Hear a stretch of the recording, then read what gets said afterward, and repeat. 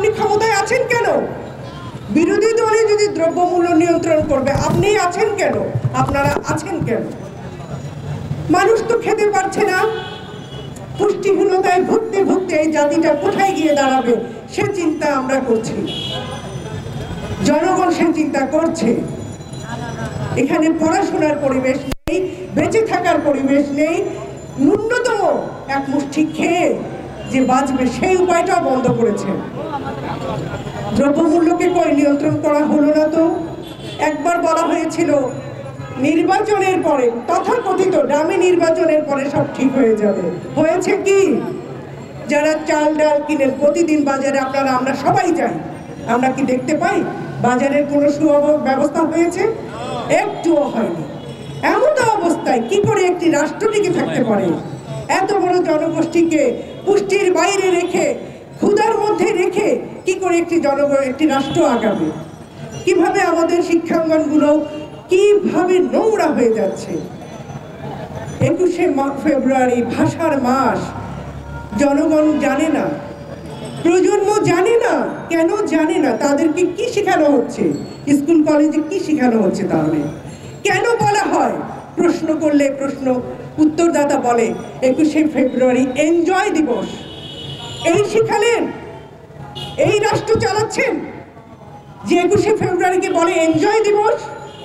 সাদা কালো পোশাক পরে আসছে, কিন্তু তার মর্ম জানছে না। এখানে পৌঁছেছি আমরা রাষ্ট্রকে। এত যে বড়াই করি, কোথায় আছি আমরা? আজকে আমাদের যারা মেধাবী, যারা সচ্ছল, যারা তারা পারে, তাদের ছেলে মেয়েরা বাইরে চলে যাচ্ছে। কি হবে আমাদের? ভবিষ্যৎ রাষ্ট্রটা কারা চালাবে? কোনো চিন্তা আছে? কারণ চিন্তা নেই। কারণ কি জানেন? রাষ্ট্রটাকে স্বাধীনতা, সার্বভৌমত্ব, স্বকীয়তা, নিজস্বতা দিয়ে টিকিয়ে রাখার কোনো চিন্তা ওনাদের নেই। শুধু আছে কি করে গদিতে থাকা যাবে, কাকে খুশি করে, কার পদলেহন করে, কাকে সমস্ত কিছু দিয়ে ক্ষমতায় থাকবে, উনি সেই চিন্তা করেন। সুতরাং এখান থেকে দেশকে বাঁচাতে হবে। আমরা সবাই মিলে দেশকে বাঁচাতে হবে। বাঁচাবার সেই লড়াই চলছে, বাঁচাবার লড়াই চলবে। আজকে যারা আমরা এখানে কথা বলছি, সংখ্যায় কতজন সেটা বড় কথা নয়, কথাটা সঠিক কিনা আমি আজকে প্রচার মাধ্যমে যারা আছে তাদের কাছে জানতে চাই।